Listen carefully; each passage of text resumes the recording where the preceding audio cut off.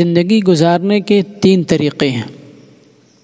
زندگی گزارنے کے تین طریقے ہیں جن کو قرآن کریم نے بیان کیا ہے۔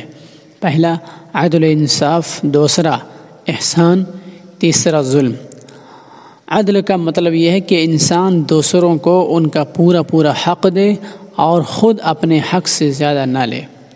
احسان یہ ہے کہ انسان دوسروں کو ان کا حق ان کے حصے سے بڑھا کر دے اور خود اپنا حق اپنے حصے سے کم لے یا اپنا حصہ ہی نہ لے۔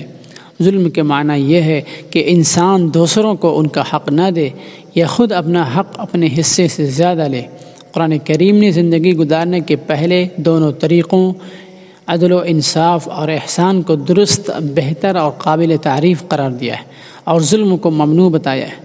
اللہ تعالیٰ فرماتے ہیں، بے شک اللہ تعالیٰ عدل و انصاف کا، احسان کا اور رشتہ داروں کو ان کے حقوق دینے کا حکم دیتا ہے اور بے حیائی، بدی اور ظلم سے روکتا ہے۔ البتہ عدل و احسان میں بھی بہتر طریقہ یہ ہے کہ انسان احسان سے کام لے۔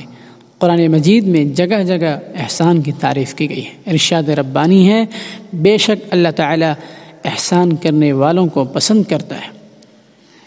دوسری جگہ ارشاد ہے، جو لوگ احسان کا رویہ اختیار کریں گے بے شک اللہ تعالیٰ ان کو بہتر بدلہ اور انعام سے محروم نہیں کریں گے۔